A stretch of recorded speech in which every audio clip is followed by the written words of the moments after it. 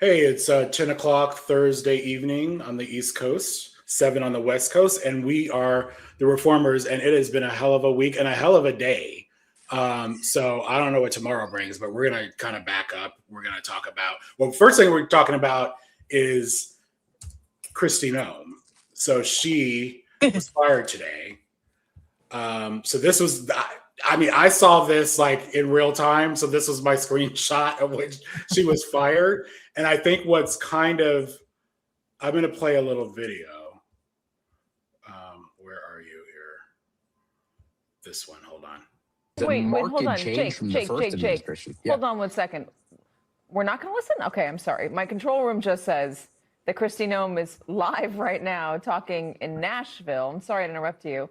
She's talking about DHS policy. I think we should dip in for a moment. So just to set this up, they already announced she was fired, that Trump fired her. And she's speaking at this event as if she wasn't. So I don't know. And see if she addresses the fact that she's been fired. Maintain our electrical grid and our critical infrastructure such as water and systems that we rely on every day to help the American people be safe and to still have their way of life. We also have CISA, which some of you may have worked with them, which is our cybersecurity agency, which goes out and not only hunts down bad actors that would attack us on our cyber systems, but also gives us mitigation measures. As long as human nature is fallen, we will need brave men and women who step up and serve and enforce our rights and our laws and our values. And that's what it is not clear right now whether the secretary knows she's been fired. I'm not sure if she started speaking. I'm serious. Before or after the president sent out this Truth Social note, or whether he alerted her ahead of time. I don't know. I just don't know. Neither. But I will. I'll read you, just for everyone's edification, what the president said on Truth Social. Somebody give me a time check on when this. Which is a marked change from the first. Sorry, this is funny though. I'm not sure if she started speaking. I'm serious. Before or after the president sent out this Truth Social note, or whether he alerted her ahead of time. I don't know. I just don't know. Neither. But I will. I'll read you, just for everyone's edification, what the president said on Truth Social. Oh, you know what? I think somebody give me a time check on when this. Yeah. So it turns out. Jake, it turns out that it was definitely announced that she was fired before this event, before this was airing. So, I mean, but did she know that? That's not. I don't think that's entirely clear. Yeah, I don't think that's entirely clear. So I don't know. I mean, she looks pretty unfazed, for somebody who was just told she lost her job. But can she show any emotion with the amount of she's like, in her face? People are dying on her watch, and she's calling them terrorists, and she's like, "Oh, what's for tea? Like, what are we having?" Casey, I think you have to ask Corey Lewandowski that question. Her side piece. I call him her side piece. They're gonna miss that jet. Yeah. Is it official? Is he out too? Right? So his was a temporary assignment. I forget what it's called. I thought he was volunteering. I thought he wasn't even getting paid. Like, I thought he was doing a lot of. I think he gets paid, but it's not a real title outside of his job, because she was saying he does it for the love of the American people. And I was like, he's getting paid somewhere else, because nobody can tolerate Kristi Noem for that long, like, of a period of time, unless they're being paid. I refuse to believe. This is kind of like a flashback to Trump 1.0, right? I mean, when he was firing people by a Twitter post. I think what was Rex Tillerson, like the first one? Remember Rex Tillerson? Remember he was a Secretary of State, the Exxon guy, I think. Right. And I think he was fired by tweet. A bunch of people were back in 2017, but they weren't sure. Is this official? Is it not official? What's going on? Well, Kristi, bye. But okay, guys, let's see this hearing with Tillis. This was like everything to me. Mm-hmm. I've just been told, fortunately, in about a week and a half, we're going to get a plaque on the wall over the Capitol, thanking the Capitol police officers and all the agencies that responded on January 6th.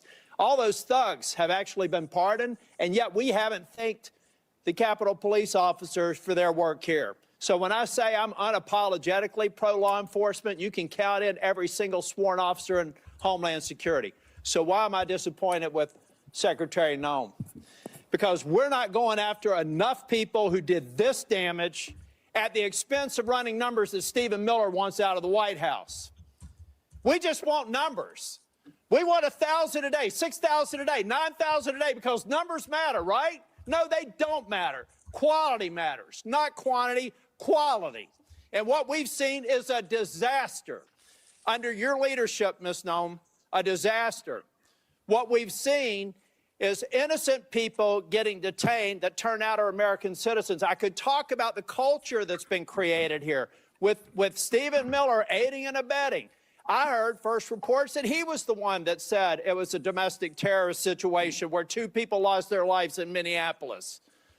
I've heard that report. Maybe you can refute it. I don't know that we'll have time for you to respond because I'm giving you a performance evaluation here. I'm not looking for a response. And I'm saying, Ms. Noem, that time after time after time I've been disappointed. But before I get back to looking at the vicious people that did this damage to these families, I want to talk a minute about FEMA. You have a policy right now that anything over $100,000 has to go through your desk for approval. I asked my staff, because I'm a management consultant, I don't try to do cheap shots in here, but the facts do not lie. This is your administration for FEMA response. This is President Trump's first administration. Which one would you like to have? If you're a state that has a $60 billion disaster, your biggest disaster in South Dakota that I can tell that when you were an elected official was about $500 million. So 1/100th of this single storm where thousands of people are hurting in North Carolina and you're just barely catching up. This is what competent FEMA leadership looks like. This is what incompetent FEMA leadership looks like. And people are hurting in Western North Carolina from the most significant storm they've ever experienced. This is what we need more of. I'm convinced you can't do it. If you're requesting a review of $100,000 and up, then it begs the question, why? Why would you be involved in that? Why would that be a policy? Senator, no. That $100,000 only had to do. I will hold the clock until I finish. I love that was like, no, it was a question, but I don't want your answer. And he was like grilling the shit out of her. So begs the question, do we know why she was fired?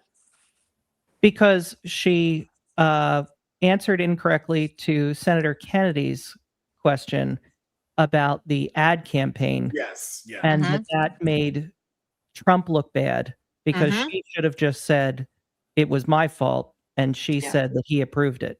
Yep. But one thing about Senator Tillis, let's not give him any credit at all. Because he's on his way out the door. Why was he the only one to do that? Because he's leaving. Yeah. And exactly. and that's the I just saw Jeff Flake on like Colbert last week or something. It's like that Republicans gain a spine when they leave office. And the what should be the measure is who's willing to stand up to Trump while you're in office, while you're running for re-election. And that is not Senator Tillis. Also, he voted to confirm her.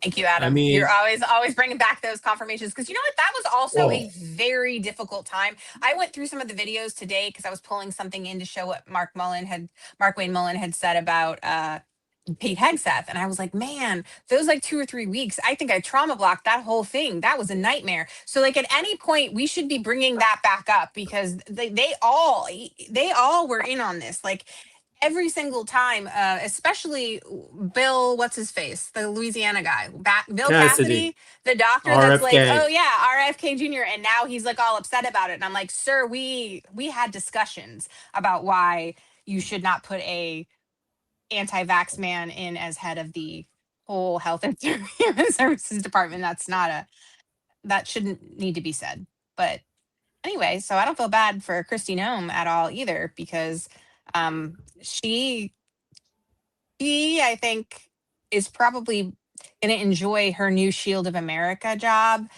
She's going to get a lot less hate and she's probably going to do the same. What is that job? No, we don't know because it was created to I just think that Trump buys people off.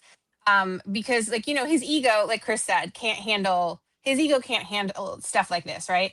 And so of course he had to move her. It had to look punitive but not punitive.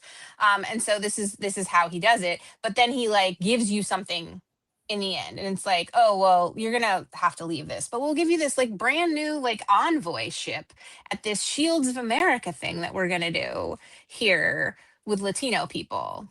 And that's what he said. One more thing before we get to that, because I think Chris Q is going to educate us on what in the world that new position is, because I have no idea. Yeah. One last thing on Tillis, right? You might have thought that Tillis would have learned not to support an unqualified nominee for a cabinet level position, especially one that's such as important like Department of Homeland Security. Guess what he did this afternoon for Markwayne Mullin? He tweeted out that he's going to support Markwayne Mullin because he's a great choice. What are we doing? Anyway, back to our regularly scheduled program.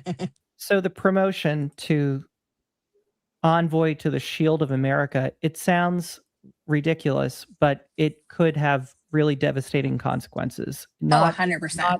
Not in Noem's participation, but in the project in general. And this is a summit that is being held in Miami on Saturday. And currently there are 13 Latin American leaders that are part of it. And of course, all part of the Bowing Down to Trump Club. And it is part of the ridiculously named Don Roe Doctrine of reinventing the Monroe Doctrine of saying that, which I think it's hilarious that that is the name of it, but that we have sole ownership of any foreign relations in this entire hemisphere, that anything that happens basically has to go through us, and that in particular, no other power in the world can have any influence in what happens in this entire hemisphere except the United States. So that is frightening, considering who we are right now. Yeah. So Markwayne Mullin was tapped to be her replacement, which I think it's important for everybody to know that the policy is still the same. Kristi Noem did not get fired for her cruelty, for her, for the way she's handled incompetence. She got fired for her like outrageous budget. I'm sure the airplane had the jet had something to do with it too, that budget. But anyway, Markwayne Mullin is no better of a person, that's for sure. And he is hot-tempered. So we'll see what happens. But here he is on the equity box doing a rundown of his resume. What's that? Want to do a rundown of his resume? Go for it. So he is the only senator that does not have even a bachelor's degree. He was a business owner that had a plumbing company that he took over for his father, and that somehow spun that into he's now worth over $30 million, which that's a lot of plumbing. That's stock trade too, but yeah. Yeah, well, but so there's a toilet joke to be made there, but go on. He is an MMA fighter who has a total of 3 MMA bouts under his belt, who famously wanted to fight a labor leader during a Senate hearing that had to be talked down by Bernie Sanders. Yeah, I remember that. Really, really egregiously, that he was 100% going to fight this man on this committee floor. He has no relevant experience whatsoever in terms of DHS. What he does have is he was one of the congresspeople that was advocating for eliminating Trump's impeachments from the congressional record. And so that is his major qualification, is being a Trump sycophant. I had to dig through all of my Markwayne Mullin stuff. And I told you I found the clip of him defending drunk senators. And he's like, everybody gets drunk and comes and votes at night. Like, what is your problem? Like, Pete Heist, that's fine. That was like one of his all-star moments. And then also I made a video on this, but I didn't have time to edit it. But like, he made a big fuss about this book, Our Skin, which we have at home. And I want you to know, like, the opening is, we all have skin. It comes in different colors. What is the color of your skin? Didn't he want to ban that book? Yes. He was like, it's a weapon. And it's like, what do you love about your skin? It's like the nicest book. My kids love this book. And like, we've read it forever now. And so I was offended when that came out, because I was like, sir, I know better, because we have that. But then also the other day, he was interviewed. I don't know if y'all saw this, but they were asking him about the, regime change in Iran. And he's like, look, all we did was take out somebody who was like an illegitimate president. And so then the follow-up question from the press was like, okay, well, was his VP duly elected? And his response was like, I don't know how their elections work. I'm not kidding. Like, that is like verbatim. You can go look in my video or in my threads. He's like, I don't know how it works. And I'm like, I get it. Like, we've had past administrations that had agendas, but at least they did understand geopolitics. Like, they did understand things. They might have been evil people, but Cheney knew what he was doing, right? And would never stand in front of the press and be like, I don't know how Iran does things. We just bombed them. What? Like that, this is, to me, one of the parts that's hard for me to reconcile when we look at like maybe more moderate Republicans, right? I'm not talking about the far right MAGA people. I'm talking about like just your moderate. How can you look at something like that and not be so embarrassed that these are supposed to be the people running this country, and they don't know anything about anything, and they're just out there running shit, and you're struggling day to day? Like, maybe you're having trouble paying rent. I can't buy a house. I don't know about you. The rest of us are all out here having difficult lives, and they're just making millions of dollars. Like, how'd you say, $30 million, this guy? Yeah, his net worth is over $30 million right now. Yeah, I'm sure that has nothing to do with the pay. Like, I don't have the screenshot. Maybe Chris has one. I forgot to dump it in the thing. Sorry. But like, he was one of the people that invested in Raytheon before the Iran strike. Like, it was like on Friday or something. Wonderful. Like, the corruptness of this administration. Sorry, that was really bothersome to me, because I'm like, they're just getting rich. I mean, there's a lot of things that show clearly that he is not qualified for this job, right? And that's concerning enough. But when you consider that the primary mission of DHS is what? To protect this nation against terrorist attacks, right? Now, they are the terrorists. Well, put that one aside for a minute. But do you guys have any idea what nation? This is a pop quiz. I'm sure you didn't know that there would be one, but here it is.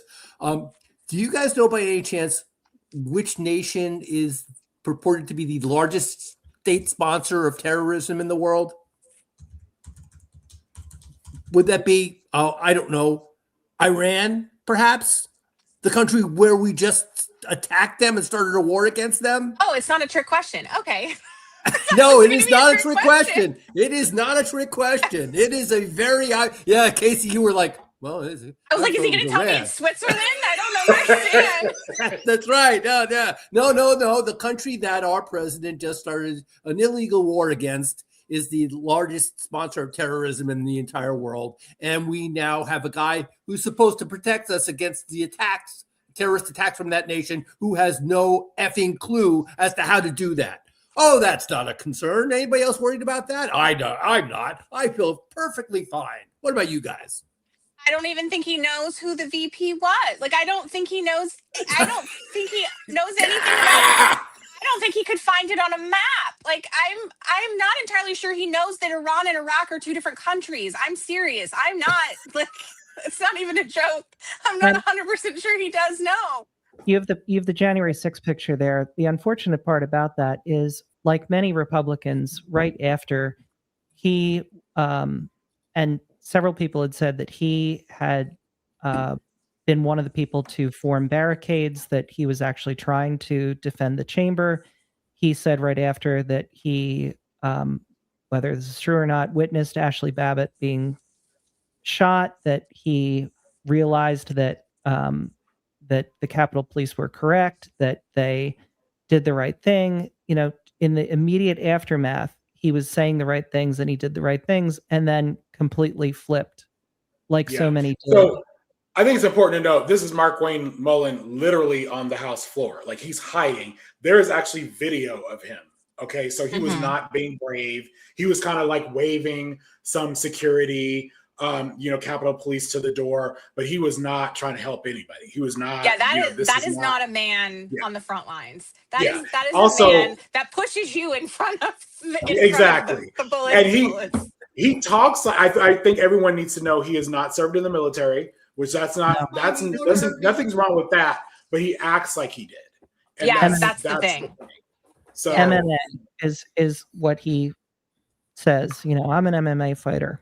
Okay, well, with your 3 fights. So to wrap it up here, Fetterman enters the chat here. The reporter says Fetterman says he's going to vote for you. So Fetterman has already spoken to Markwayne Mullin, saying he is going to vote to confirm him as DHS secretary. So Fetterman, good old Democrat there. He's, I have no words for this man. I'm going to tell you, Fetterman is going to be what they call people that are flipping sides. They're going to say, "Oh, you did a Fetterman." It's coming. It's really worse than Cinema and Mansion, isn't it? Yeah, he's become a noun. Fetterman right now, especially, is probably, and I was trying to think about this, I don't know if there is a more hated Democrat at this point, because he has somehow managed to, because Cinema and Mansion were not beloved by any means, but Fetterman is like the slander that I see. Not that it's not well deserved, I'm just saying it's pretty intense, but he remains unbothered by it. Although I'm not going to ever be able to let go of the fact that man wore a suit for the first time maybe ever in his life. Yeah, to the State instead of of dressing like a toddler. But anyway, we won't get too far into Fetterman. Don't put on a suit or a tux for Trump. Don't let that be the one thing that you dress up for. Yeah, I just want to say, and I will always say this every time we talk about Fetterman, he chased after a black man, unarmed black man with a rifle, just jogging through the neighborhood. So this was never an okay person. Okay. All right. I never remembered that story either, which is crazy. I told you I don't remember anything. I warned everybody. I did. I was like, this is not. Of course, when he was a nominee, I was like, okay, we need the seat. But before that, we were trying to tell folks. Because when was it? 2022. Yes. Yeah. He's not up until 28. He's, so he's, and I don't. Yeah. I don't see a scenario where he's reelected, even if he flips to being a Republican. I just don't see it. All right. So also, just one last thing. Let's see how confident Mullins is. Let's see if he gives up his Senate seat for this confirmation. Yes. Oh, that's a good point, because we get to he gets appointed first, right? But then eventually there's a runoff or in the general. He was up for re-election. Governor Stitt would appoint someone to replace him, and then there'd be a special election. But here's the thing. No, it's not. It's a regular one. Right? Yeah, it's just a regular one. Senate. Senate. Okay, you're right. So, but here's the thing. Do you guys see a scenario where he isn't confirmed? I don't. No. He's going to get confirmed. And I think he knows that. Trump my understanding is he already made calls to several senators and floated his name, and they said they would support him. So the big challenge is Rand Paul, who isn't he running that committee, the confirmation committee, and Markwayne Mullin said your neighbor needs to make a new appearance or some shit like that. You remember the neighbor that beat him up? So right. We'll see. All right. But so isn't there an independent in Oklahoma that actually does pretty well? Am I confusing it with Nebraska, maybe. I don't know. I'm grasping at straws, hoping that. So I don't think Stitt and Trump have any love for each other.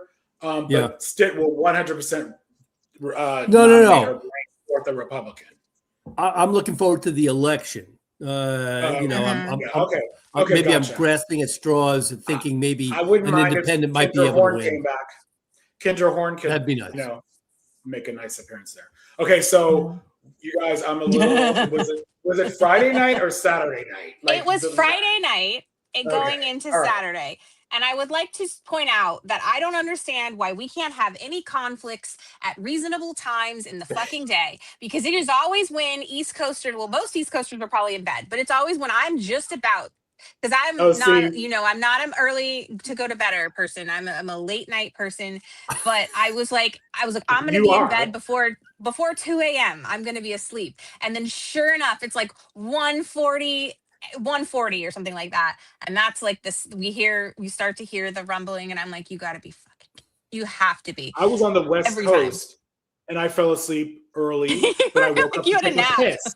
I woke up to take a piss, and I sleep with my TV on, and I see the headline: U.S. and Israel carrying out strikes against Iran.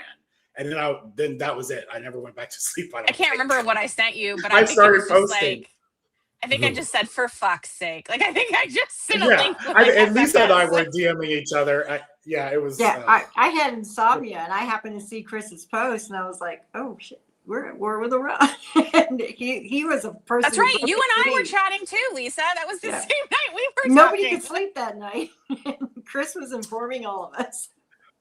So this just got to go out on occasion. Once in a while, go out. I'm begging you all, please. I do, but then I come home and my country goes to war without our permission. Like, I think if you can go out on the East Coast and come home, and then suddenly we're kidnapping sovereign leaders, or just bombing elementary schools. It's just awful. Yeah. Sorry, I just really took the air out of that, but no. So.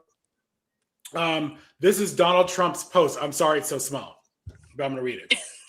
Iran tried to interfere in 2020, 2024 elections to stop Trump, and now faces renewed war with the United States. Now, he always brings it back to election interference, and it's always a setup for federalizing the elections. I pointed this out, I posted this, but it's like always, like anytime there's a conflict, it's China, it's Russia, it's this. So I just wanted to make that small point here. And I also think, as we're starting this discussion, just honoring there are 6 families who are grieving. And honestly, it seems to be only us, the regular folks who are giving respects to these soldiers. It's like, can someone in the Trump administration, No. Did you see the press conference? Did you see the press conference? How Caitlin Collins was saying how, we normally, when service members die, we give tribute, we cover it. And Pete Hegseth was like, stop putting it on the front page. And so Caitlin Collins was at the press conference asking KK Carolyn, like, well, what would you have us do? This is what we normally do. And she's like, well, we just expect you to not make Trump look bad and stop talking about this. But yeah, you can report on them, but don't report on them. It was a very confusing response. Oh, we have a clip. Perfect. The fake news misses. We've taken control of Iran's airspace and waterways without boots on the ground. We control their fate. But when a few drones get through, or tragic things happen, it's front page news. I get it. The press only wants to make the president look bad, but try for once to report the reality. The terms of this war will be set by us at every step. It's what Hegseth was complaining that it was front page news about these 6 service members who were killed. That's not what the secretary said, Caitlin, and that's not what the secretary meant, and you know it. You know you are being disingenuous. There is not. We've never had a secretary of defense who cares more. Drones get through or tragic things happen. It's front page news. I get it. The press only wants to make the president look bad. Yeah, as you know, we cover the deaths of U.S. service members under every president. The press does only want to make the president look bad. That's a fact, especially you. No, listen to me. me, especially you and especially CNN. And the Secretary of Defense cares deeply about our war fighters and our men and women in uniform. He travels all across this country to meet with them, to connect with them, and your network has hardly ever probably reported on that. You also had the chairman of the Joint Chiefs, Chairman Kane, who's a brave patriot, standing alongside the secretary at the Pentagon this morning, again expressing his condolences to these families. And I just told you that the President of the United States will be attending their dignified transfer. So please, That's not making the president look bad. That's showcasing that. We expect you to cover that as you should. We expect you to cover that as you should, Caitlin. But you and your network know that you take every single thing this administration says and tries to use it to make the president look bad. That is an objectable fact. I don't think covering troop deaths is trying to make the If you're president trying look to bad. if you're trying to argue right now that CNN's overwhelming coverage is not negative of President Donald Trump, I think the American people would tend to agree, and your ratings would tend to disagree with that as well. I mean, she is so cringe. I need to ask, I need to know, what pharmaceuticals does she take, Caitlin? Because the idea of sitting through that with, I mean, like, she's got a straight poker face on. And I get what she's doing, and it's really smart, because the staying calm, making them look like the people that are out of control, which they are, right? Like, exposing that is perfect. But I could never, like, the way that I could never sit through that without, like, I mean, her face is so punchable, number one. But, like, number two, the idea that they have used, like, our military as, like, a way to enrich them, like, them personally and their friends. They're putting us and our military in harm's way. And these people were U.S. Reserve members. They were getting ready to come home. Like, one of them is a mom to a fourth grader. She was, like, a few days away from coming back. And the idea that they're saying that makes Trump look bad, yeah, because he is. Because he is. Like, we're just reporting the realities.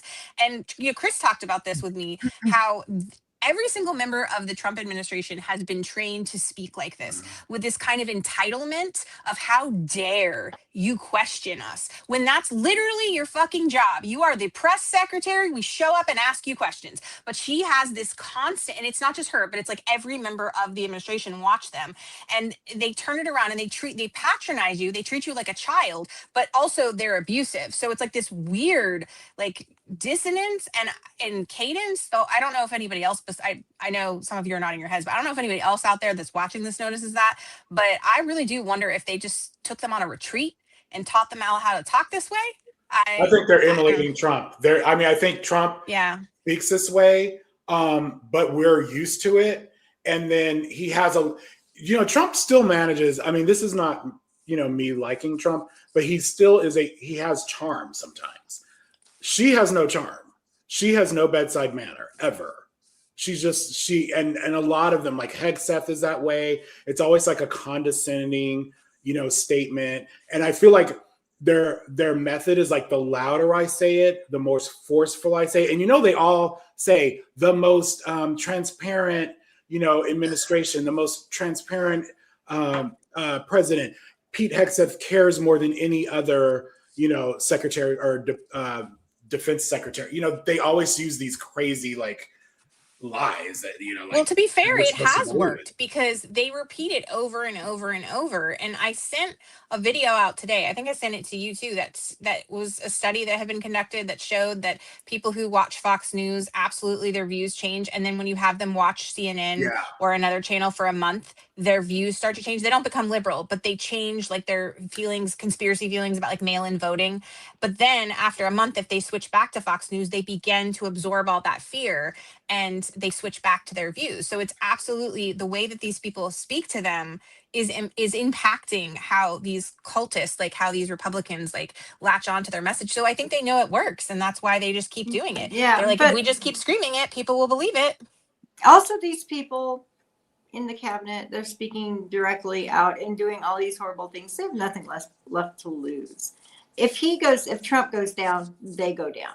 So it's not even a question. It's not self-preservation about us questioning why are they doing this. I mean, we're past that point. They're all compromised. They're doing self-preservation right now. They're doing whatever they can to save themselves. They put flags at half-mast.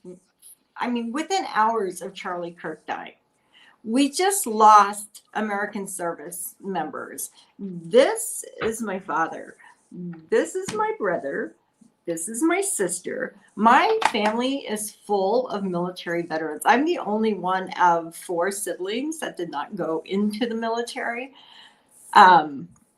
It is like my voice is wobbling saying this. It is so disgraceful what has been happening with our service members being killed in active duty in this war of choice.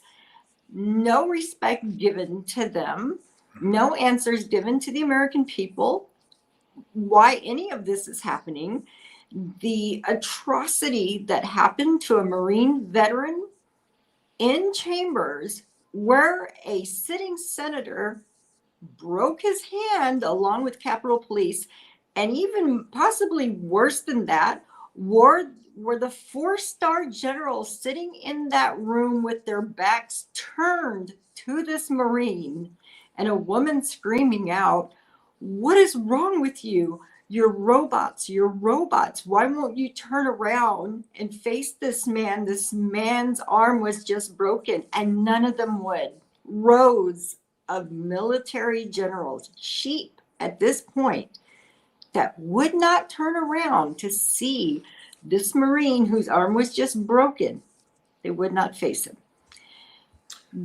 This is scary. This is frightening, what is happening to our military. The commander who was telling our active duty military that Trump was appointed by God to lead them into battle. And we, thank God, have a whistleblower that is trying to report this to higher command. What is happening? What is happening? Yeah, that is scary. I think that we need more reporting on that. Because and you know, like, what are you required to put up with as an enlisted, you know, service member? You know, like, I don't think you should have to be subjected to religion, you know, that is, you know, like conspiracy theories and things like that. So I just think that's above the pale. But yeah, a few people reported on that. So let me put this up here. I wanted to show you guys. So these are my alerts. The day that so remember when they were saying very shortly after the attack, there were these rumors that the Ayatollah was taken out, the supreme leader was taken out. This is the reporting in the messages that I got on my phone, the alerts, and it ranged from he is dead, but a lot of them said Trump says he is dead. So it almost sounded, we weren't sure if he was dead or not, but I thought it was really interesting how some said he was dead without. They weren't others, sure at first. They weren't, but like but some were reporting, these are all within minutes of each other. And some of them were reporting it as if he was dead, like they knew he was dead. And others were saying Trump says, like the more careful ones were saying Trump says Iran's supreme leader is dead. So I think we have to. That's a really good point also, because, you know, he's been reporting so much from Truth Social. Mm-hmm. And so a lot of times they'll take that, like, and in the past, like, you know, they're like, we've gotten like rumors or sources say, or things like that, but that's how it would be portrayed. It would say sources say, or we've heard, a source close to Trump said, or like, you know, he made a comment. I don't know. Nobody's ever tweeted like this before, but whatever. But you would wait until the president actually issued a formal statement, like via the White House. And now the press is like, oh, if like Trump says it on Truth Social, it must be true. And they report it, like a lot of them report it as opposed to like Trump claims, or, you know, like via a Truth Social post. Like some of them did say that, like via, you know, that he fired Kristi Noem via Truth Social. You know, it's like, but it not But the problem is people who aren't paying attention or don't read the post are just seeing the headlines. And so they're believing that this is like legitimate, like that it's been issued legitimately or it's been done legitimately. So to your point, Chris, this is the problem because a lot of people don't read the full articles and they're just reading the headlines. And so now we have a problem because half of the media is just like, I mean, I guess whatever they're saying is surely it must be right. Like what, that's the exact opposite of what you should feel, by the way. Like if like anybody from the press is watching this, should be the opposite of that. Like if they're saying it, you should triple check it because it's probably wrong. Give your highest scrutiny Right. scrutiny to everyone in the Trump administration. If Donald is claiming that it's true, it's probably a lie. That's just I don't a pretty understand. I thought that the president has a well-earned reputation for veracity. Is that not the case? Am I wrong? No, that's the other timeline, unfortunately. Okay. This I think this is the video. Let me prevent World War III from happening. So this is him saying this is his campaign in 2024, and this is, and then we're going to compare. We will stop it. You know, when crooked Hillary Clinton was running against me, she said, "Look at him, listen to him. He will start a war, a world war." We had no wars other than I defeated ISIS in its entirety, 100% of the ISIS caliber. Listen to his rhetoric. Listen to his horrible tone. I said that horrible tone is going to keep people from fighting us, and that's what happened. We had no wars. It's been 81 years since that happened for a president. No wars other than ending some wars that we're in. So far, this war is wildly unpopular, even with the right. And I personally think this could be his undoing out of everything, because he definitely was promising peace, no wars. Here's a side-by-side, Trump 24, Trump now. And, you know, basically saying, you're not going to have a war with me. I will stop the chaos in the Middle East. And where's that other one? He has bombed 7 countries. Yeah. In 1 year. MAGA on Twitter, I know y'all are there and you've seen it. They are not pleased. They're none too pleased about this. They're very vocal in their opposition to this. Obviously not all of them, because he's always going to have his loyalists. But overall, you know, they were already on the precipice with the Epstein stuff, right? Like they were really unhappy with that and felt like he hasn't been the transparent president that he said he would be. And now this is, you know, it's really sent them over the edge. I don't know how we come back from this, or he does rather. I'm pretty excited that they won't. My favorite one I want to read to you guys is Marjorie Taylor Greene. This is just a little Marjorie Taylor Greene. This is a little clip of it. The Trump administration actually asked in a poll how many casualties voters were willing to accept in a war with Iran. Question mark, question mark, question mark. How about 0, you bunch of sick fucking liars? We voted for America first and 0 wars.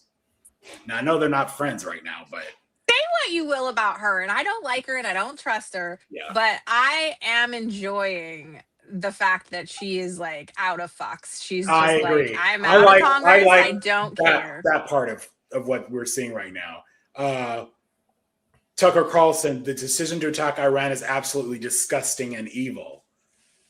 Andrew Tate, I don't know why he's in this list. I do not support war with Iran for Israel. Like, okay. And Alex Jones was reportedly fuming.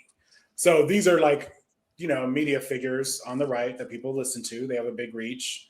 I don't know. It's not the problem. So my only concern, and I don't think they'll do it with Marjorie Taylor Greene because I think she's pretty far gone. But what the Republicans seem to do so well, and what the Democrats have a hard time with, is they reel their people in and they unify them, even if they're out on the periphery. Like, right.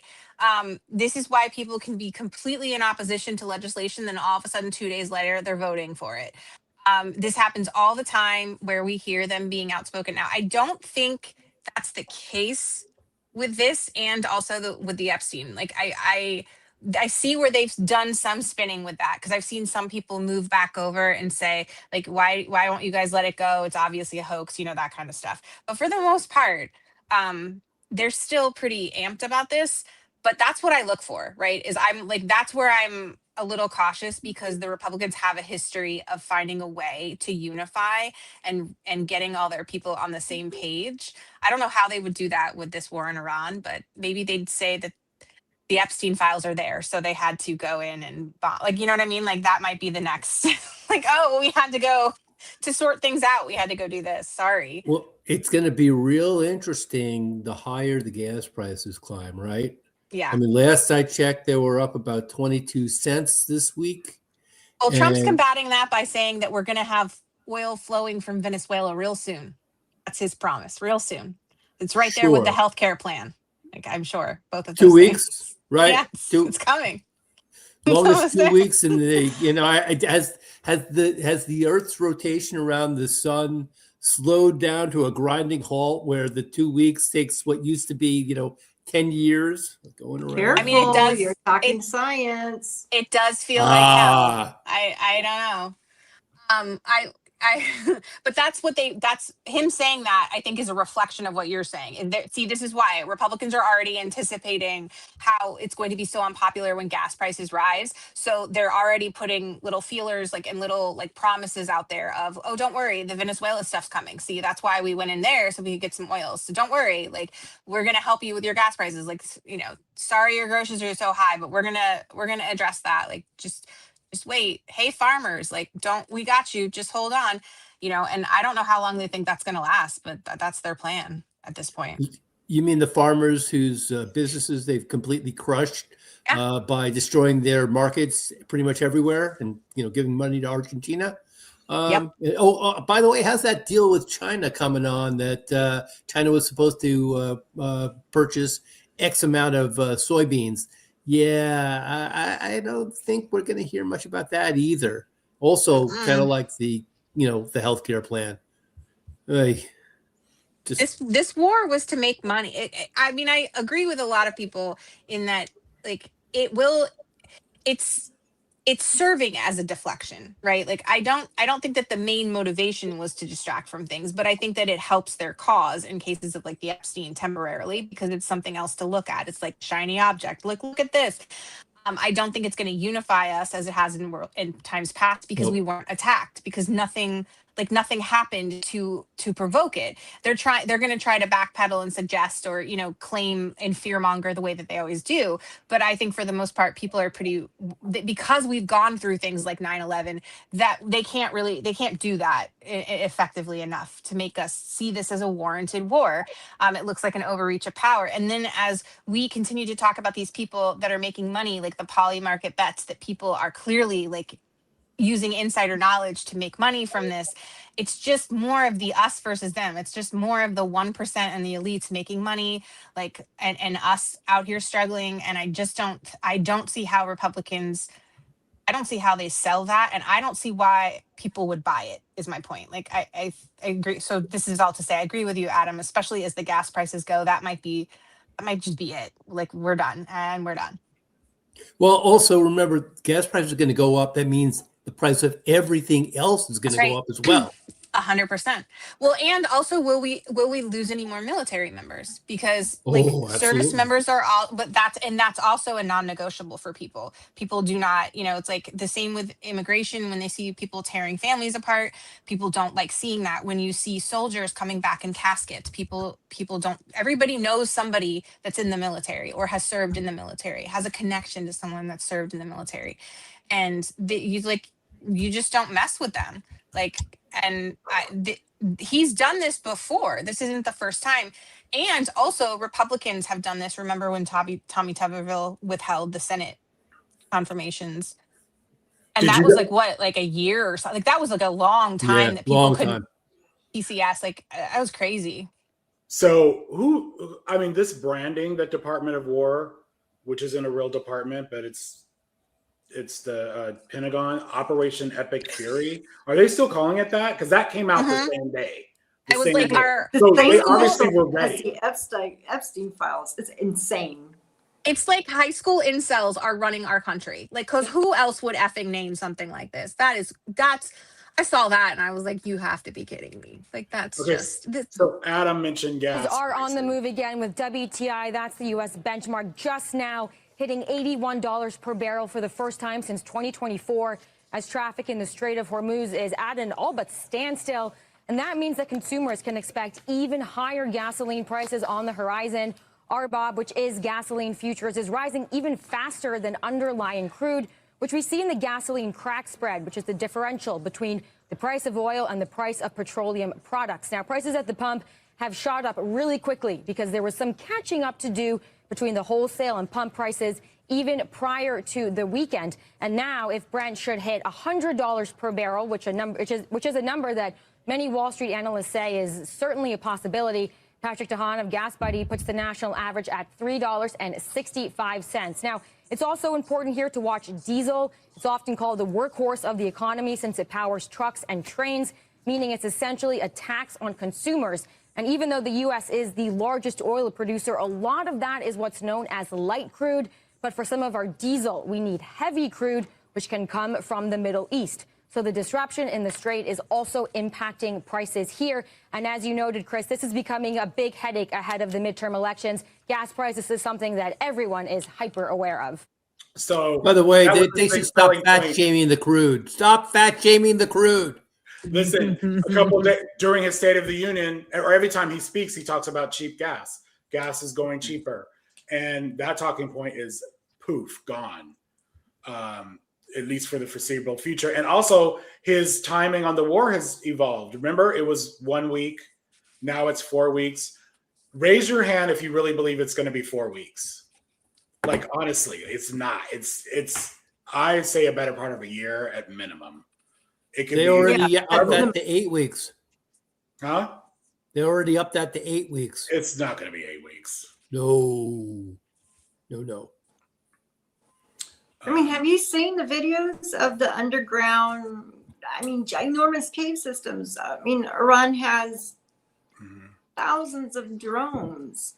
They can keep this going for a long time. And if they do close the Strait of Hormuz, and I don't think that they will, but if they were, the disruption worldwide, already all of the ships that are backed up, if they were to start hitting any of those ships or anybody else by accident, or any of that were to happen, just the instability worldwide of oil and gas is just catastrophic, that the United States of America started for no reason whatsoever. So did you guys catch this where, the skiff at Mar-a-Lago was some drapes and, I don't know what else. To me, it looks like a home theater. I don't know what it really was. It's a blanket fort. Yeah, it's pretty bad. So meanwhile, he's having $1 million a plate fundraisers in his Mar-a-Lago ballroom. So check this out. Hold on. What's happening here? I'm having a little technical difficulty. Okay, let's try it again. That sounded like when I go to work every day.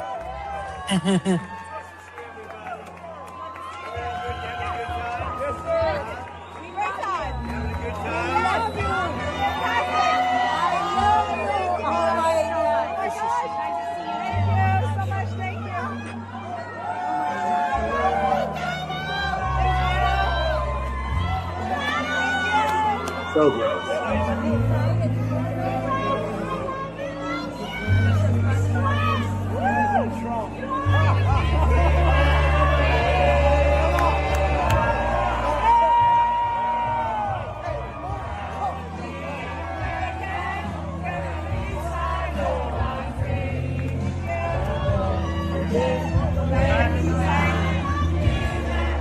Put your hands up.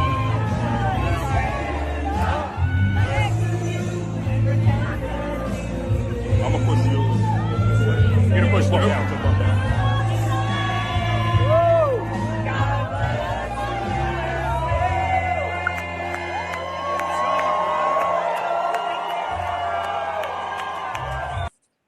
So while people are dying, and you can see he's wearing the same hat and hat. Skiff.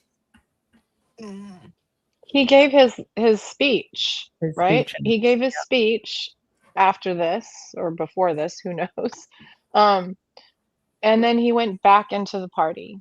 which I would like to remind people, I believe it was what, $1 million a plate? It was $1 million a plate. Insane. Like, what are we doing? What are we doing? Like, And CZ Wilds, I mean, she was wearing an Apple Watch. These are the most unsecure, unserious people on the planet. Yeah. They're just so compromised in these meetings and everything that they do. Anybody can just get their information, everything that's going on in these meetings as it is. It looks like and I've said this a bunch of times, but I really can't not see it. It looks like the check-in facilities of a very low grade convention center or prom, or like a middle school prom. Like they put up those risers, those curtains, and you check in with your chaperones. And guess what? Those aren't secure. Like, you don't want to be having top secret conversations at a prom. That's what this looks like. And it's embarrassing. And I don't understand if the MAGA cult has a kink for embarrassment or being embarrassed. I'm not 100% sure. But either way, like, the idea that they threw already a great Gatsby party, like, that was also wildly inappropriate. Like, just the fact that most of this is being done at Mar-a-Lago is already inappropriate. I think it's because we're like 10 years out from when this originally started, you know, when he first took office, and this idea that he was going to not be at the White House regularly. Yeah. That was just not done before, like, to that degree. Well, think about what's happening here. There's this faux skiff, and you have hundreds of people in an adjacent room on the property. God knows. You know what I mean? Like, it's not, you know, it's nowhere near insecure on any at least if you did it in your own house, maybe nobody's there besides you. I mean, this is like insane. Should have gone to the obviously very secure Mar-a-Lago bathroom where they kept the classified documents that he stole. I mean, maybe that would have been better. Yeah, that was crazy too. Like, that, I forgot about that. Right. Like, he had all those documents just in a random bathroom, guest bathroom. People were going through file boxes. I don't know. It just, the whole thing is like, he wants to be Obama so bad. He's just desperate. He's desperate to get that image, like, of when he got Osama bin Laden. That's really what we're having to suffer through all this, is because Trump has the ego, the fragile ego, and he wants to be remembered as the greatest, most powerful president. But the more he works at it, the worse. I mean, he really is going to be the absolute worst president in the history of presidents, and he's going to be regarded as that. It's going to be studied in textbooks, and they're going to put this picture in there. It's so ridiculous. It's just, it's like, I don't know. It's like if you went into like a residential facility for senior citizens that have dementia. This is what it would look like. It's somebody reenacting their glory days. That's what's happening here. It's sad. It very much reminds me of the Mark Burnett story of having to create the fiction of him being a major business tycoon for the show The Apprentice, because that was the reality that he found. Yeah. Everything is staged for the camera. Nothing is truly reality. Which is why I don't watch reality television. But that's another kettle of fish. I think we lost Casey. Casey, no, come back to us. I'm here. I just flipped over to Instagram because I realized, because I'm on my laptop, I can't go back and forth between them without hopping over. I just wanted to tell everybody that I wouldn't be able to see their comments. I was just going to let them know what I was doing. Sorry.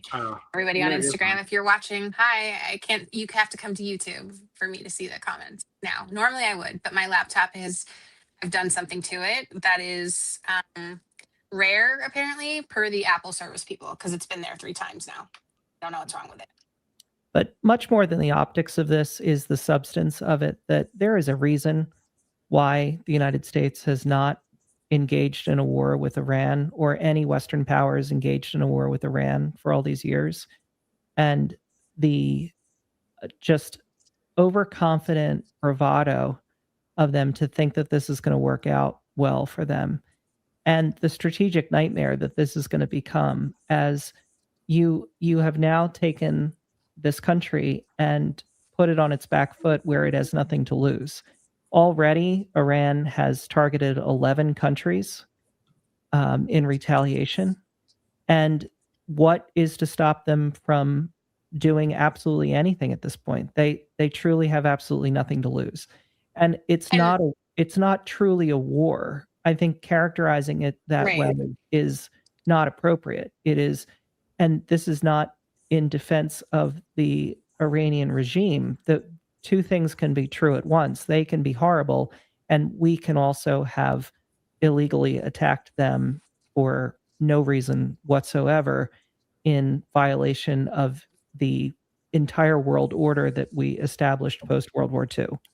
Right. And that's an important distinction to make, because they, saying that they've done all this horrific stuff, nobody's taking issue with that, right? Nobody is denying that Iran is at the center of a lot of atrocities. But what did they do to us to provoke our entrance that meets the criteria our country and our constitution have, not even any of the world order, what we have set up in place, and they're manipulating that to make it look like it's justified. But at this point, people have been through enough legitimate presidents who have legitimate foreign policy that they recognize that this is different. One last note. And they understand that. And I also want to say really quick, I'm curious what happens, because that we have part of the people who are doing this because they feel like is going to benefit them economically, right? So we have that group. And then we also have the group of the holy war kind of. We're doing this to bring back Jesus. Right, the fanatics. Right. And so right now, they're mutually they're in mutual agreement of what they're doing. It works for both of those people, their groups. What happens when they start to differ in terms of their end goal? What's that going to look like for us as well, right? So as a country, because they're unified right now, but will they always be unified? Because the holy war people have a very specific and very directed focus on this. And if you look at somebody like Mike Johnson, and I say this probably once alive, is that if you look at JD Vance, to me, he is nowhere near as dangerous as somebody like Mike Johnson, because Mike Johnson's crazy for free. He believes all this. He's not bought.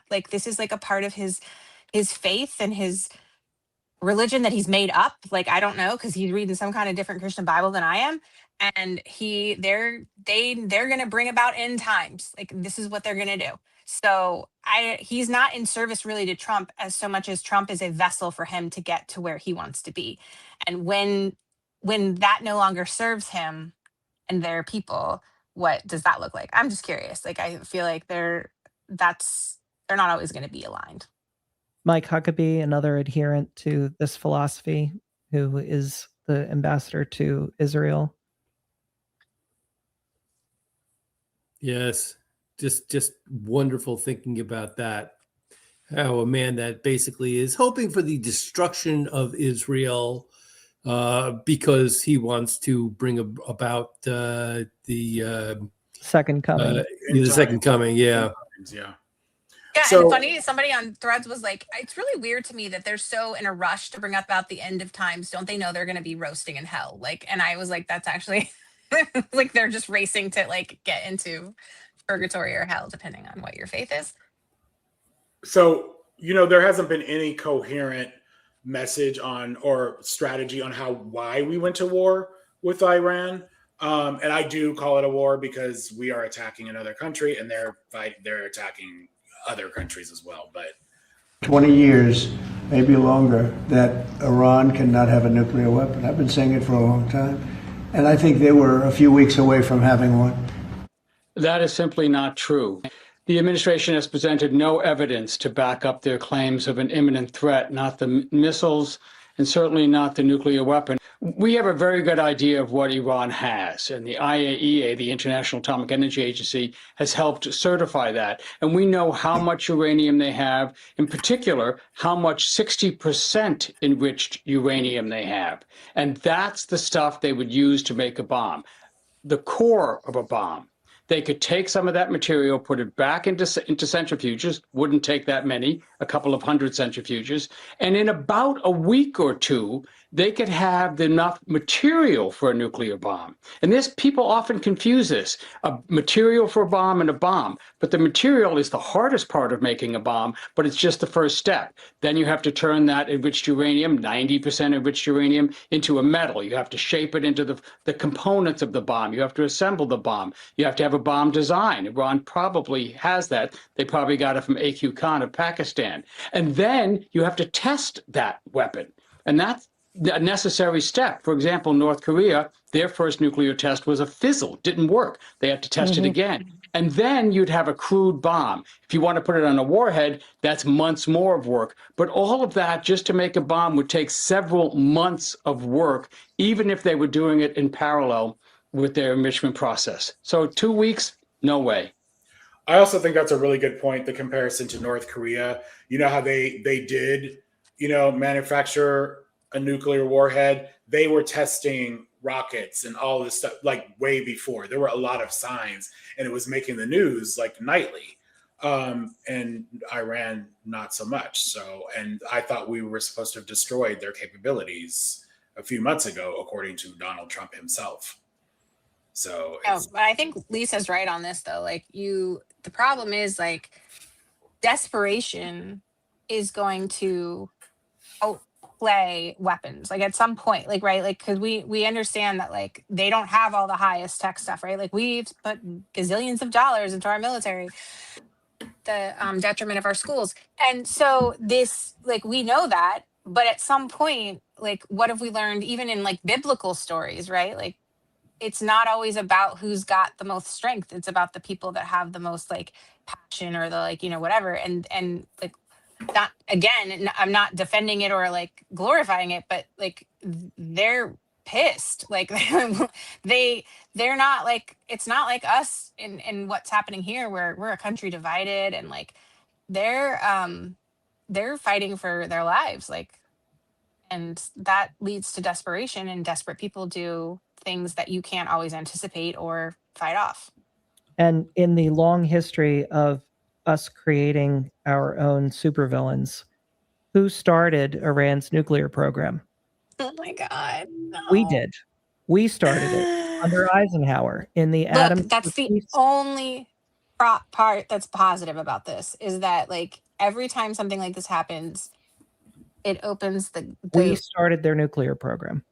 It opens that knowledge, right? Like it opens the conversation to say, hey, like, why don't you Google Eisenhower? Like, why don't you get back to that administration and like talk about our involvement, like, and see what our CIA did, like leading up, like just go see what they did. And of course, we took the steps that led to the current Ayatollah regime in Iran. So, yeah. Yeah. We are all up in there. That's not talked about enough, by the way. Like it when people get frustrated with me about my, like, it's not that I don't care about my country, but it's just like when you start learning about all the icky stuff that we've done and what we've created, it's like, it's hard to be like proud. Do you know what I mean? Because you've got like our history domestically that's not great. And then you also have our entanglements in foreign government. Like there's just a lot of badness. And so this is just, it's, if you think about like really what you said, creating our own supervillains, like that's what we do. And that's what we've done. And it's just, we are regarded way too highly, not so much anymore, but like up until like, Trump or whatever, we were still regarded as this like superpower, and like America is, some people thought we were great, whatever, not everybody, but like way too many people liked us is what I'm saying. Like we have done too much hinky stuff that like is a lot of unforgivable stuff. And I don't know, it's just, we don't get it. That's not discussed enough. It should be talked about more. So the War Powers Act, or the War Powers Resolution, I just wanted to make the point that this has been around for months, and Johnson would not bring it up to a vote. And suddenly today, they blocked it or it was voted down or whatever, Republicans. But here's the thing, we're already at war. They were whipping those votes, right? Like that's what they were working on. Well, he didn't want to bring it to the floor. Johnson was not going to do it.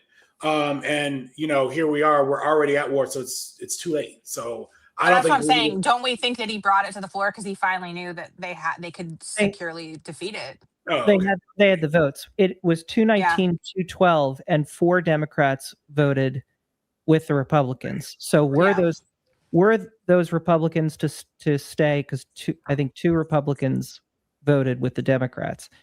It would have been 216, 215. So he knew he also had those Democrats. Yeah. Which again, rude. So, see, the Republicans they don't have to worry about that. They always get their people to unify. Like they know when so this is a good example. Like he's a speaker, he brings it to the floor and he knows how it's going to go. He's not like, there are a few times he's been surprised, but for the most part, like he's not, right? Like he knows what's going to happen. And I just feel like we are not always that way. And well, I wish we were. 2 things as well. It speaks to Hakeem Jeffries' inability to keep the caucus together, but also, and I mentioned this before, that you don't need a majority. You need a majority that's enough to count on those Democrats that are going to flip, that are going to vote with the other side. So, both things need to be thought of in terms of the Senate, for instance. You don't need 51 to counteract the vice president. You need at least 52 to counteract Fetterman. You need to account for those votes that are always going to go the other way. Plus a few more, because whatever. Like that's how we roll. Well, and to that point though, we just don't have the numbers in the House. We do have compromised Democrats. I mean, including my former representative, Henry Cuellar. He is bought and paid for by Trump. Yep. He will never vote for it. He barely voted with us in the first place. Before the pardon, he voted almost 70% of the time with Trump as it was. He just wasn't dependable. But now with the pardon, since that pardon especially this year, has voted with Trump.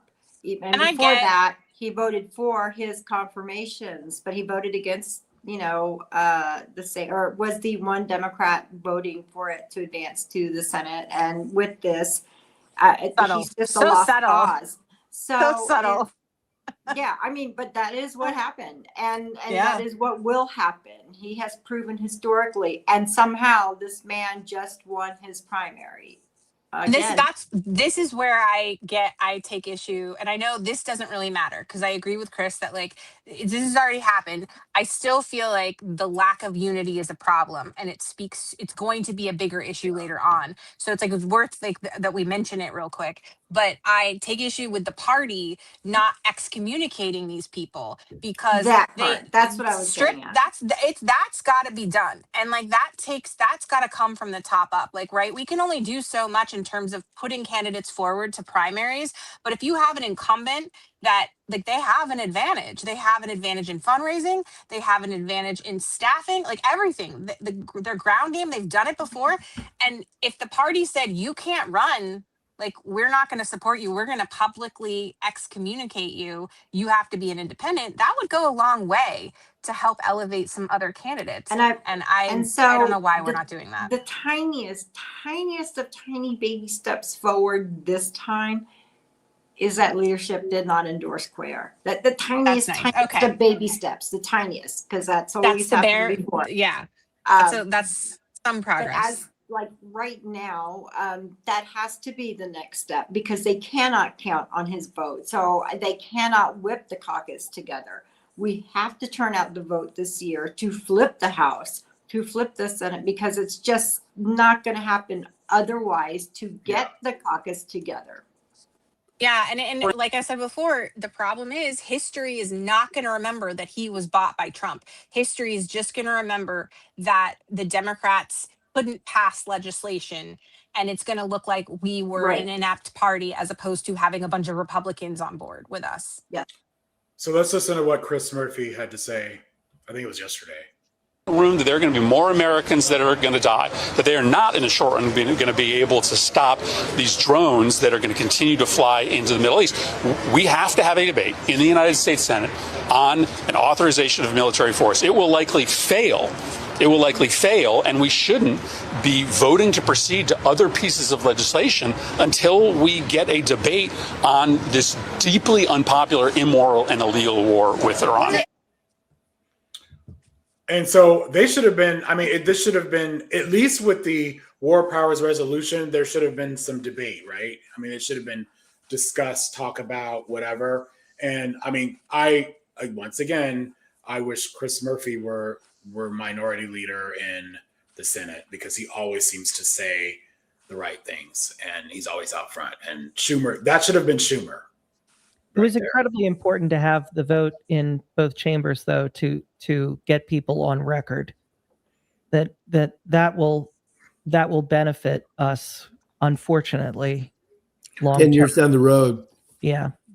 Listen to Mike Johnson, and I honestly, I'm gonna need y'all to interpret this, because. One last note: there's a misconception that Operation Epic Fury is in any way a diversion from Republican demands for peace. It's the opposite. Peace is not secured through appeasement, and it's certainly not secured by airdropping billions of dollars on terrorist regimes, which is what previous Democrat administrations have done. Peace is secured through strength. That is the principle that our party has stood for my entire life, and on principle before that, articulated the idea of peace through strength. That's what this administration is demonstrating, and that is why America is the last great superpower on the planet, and all freedom-loving people around the world are grateful to God for that. What in the hell did he just say? I think that was a lot of what we call gaslighting. I was just going to say, I don't know about y'all, but I don't think I've ever in my life felt this gaslit in a matter of months. Like, it feels like it's on a daily basis, and with him right now, him specifically, he does it all the time. Every I see it all the time. Every time, and then he brings God into it. He brings the holy. Yeah, and he uses the language like the enemy, and like he uses like a lot of biblical language. He knows exactly who his audience is. He knows how to talk in Fox News sound bites, and he knows that people are going to come and rip those and put those on the headlines. And it's like every time I see it, I'm like, we're being punked. Like, there's definitely, it's like he's doing it on purpose, and that's what makes it so frustrating, is because it's not just even like he just no. Someone find the skeletons in that man's basement, because I know they exist. Like, I know they are damn there. well. Well, maybe they're on the porn feed that he shares with his son. I don't know, but you guys, once again, I have to explain this to you. I have to lawyer-splain this, right? You clearly don't understand that war is peace.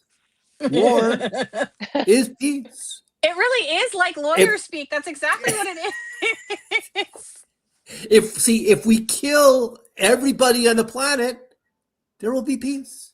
This is how you get into law school. This is what the law school exams, the LSATs, is basically like this, right? Like, it's just get in there and write like the analytical part. Like, that's all. Constitution. No, war is peace. That's all you need to know. Can you make an argument for it? Then you're fine.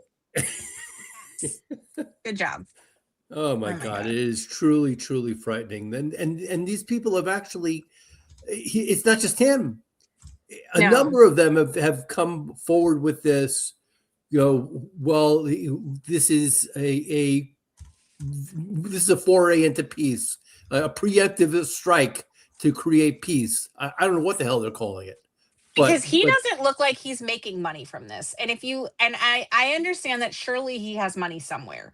But if you look at his portfolio of assets, like, right, Mike Johnson looks like a humble man. Like, he looks like a humble man. And I'm like, so he's either not directly benefiting from this, which would make sense because it's all about his holy war. Or he's got his money funneled up somewhere real tight that we can't track, because every time people go through it, he doesn't seem to be making money the same way other people are, because a lot of other people in this administration are definitely banking on this conflict with Iran. And that's gross. But Mike Johnson gets to be above that fray. So unfortunately, that also means that if this administration goes down, does Mike Johnson gets to stay because he's like separated himself out from all, and like he's always like, I don't know what's going on. I don't know. I haven't talked to like I don't know. Like I'm a baby. I don't know anything. Like he does that all the time. Like that's actually a running joke now on Threads. It's like, does Mike Johnson know anything about anything that's going on at all? Because he's like every press conference is like, I don't know. I haven't talked to the president. I don't know. Like don't know anything about that. So Don't we see have that, this right? clip Like on I'm the not screen. crazy. We have this clip on the screen. Right. At least 175 people, including dozens of young girls between the ages of 7 and 12, were killed Saturday in an attack on in Tehran. So this was like one of the early tragedies, you know, like a school. But then the New Republic reported that it may have happened because we had outdated maps. Trump had outdated maps. So Yeah. good. Their talking points, what they're saying to their people is that it wasn't us. It was Iran's bomb that fell. That was like their fault, like, basically. Which again, even if that were the case, would still be our fault as the people that provoked them to defend themselves. But like you can't argue logic with these people. So anyway, I'm just letting you know that's the underground like justification, if there is such a thing, is that like we didn't actually do that. That's, you know, that's the lie. But I mean, I think for most of us that have morals and ethics, it doesn't matter because in any situation, there's 175 little girls that are dead. Yeah. And that is the fault of our country, this president specifically. Yeah. Good God. Okay. Let's move on to Texas. So Tuesday night was something. That was the whole day, not just the night. The whole day was crazy. The whole season was crazy. I'm surprised Lisa's still standing, honestly. Yeah. I am. Like, what a nightmare that was.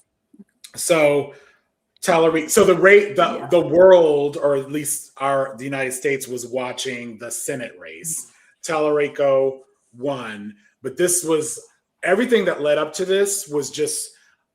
I'm so glad it's behind us, or at least that part is behind us, for one.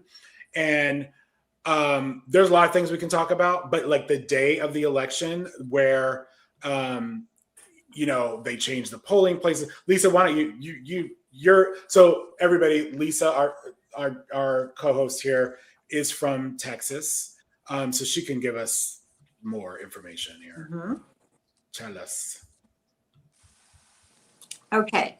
So the main counties, so going into the primaries, we're one of the early primary states. So this could be an omen of what's to come in other states as far as Republican fuckery goes with the primary elections. As it was, our websites were, as everyone knows, we were redistricted again illegally. And our websites by our Secretary of State and, of course, Ken Paxton, they were never updated with our new district. So there was problem number one. In some of our heavier blue districts, especially Dallas County and Williamson County, a lot of people are talking about that. That's just south of Travis County, which is Austin. Everyone that cannot afford to live in Austin lives in Williamson County, which is right underneath it. That's where I used to live when I worked in Austin. Williamson County is historically red, but it has started to change last year, and one of our special elections this year, where in Leander, a female Democrat became its first mayor in forever, like ever. They're very worried about that. So they changed it to where you used to be able to vote within your county anywhere for your election. And this year, the Texas GOP changed it for Democrats only, that you had to go to your specific precinct polling location. And they just didn't tell the voters that. And so I think the really confusing part for folks is that early voting, you could go anywhere in the county.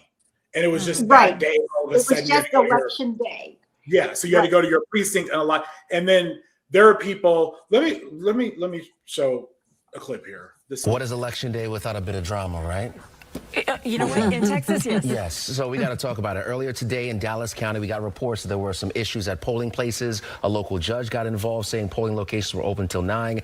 Now, more breaking news with the Supreme Court. Yes. So the Texas Supreme Court just said that's a no-go. So any vote that was cast after 7 o'clock until 9, about a half an hour ago, has to be set aside as a provisional ballot. So this started early this morning. People started noticing there was confusion because Dallas County is normally like Harris County, where you can vote anywhere within the county. But just today, it changed to more like Montgomery County, where it was you had to be assigned to a specific precinct. And people didn't know that. Not only at one precinct, if you're voting Democrat or Republican, you would be at a different poll site. So a lot of people were being turned away, and that was a lot of confusion. And we saw that play out in real time, and folks were really upset about this. So now what does this mean and the implications here? Because we have James Tallarico and Jasmine Crockett, 2 Democrats, and the race is very tight right now. Yes, and then on the flip side, you have Ken Paxton, who's the Attorney General, whose office needed to be notified of the extension, and that was the challenge that led to this ruling. But also, he's running on the Republican side for this U.S. Senate seat. So the question now is, all of those ballots that were put aside, that were cast after 7 o'clock, are they going to be counted at all in this race?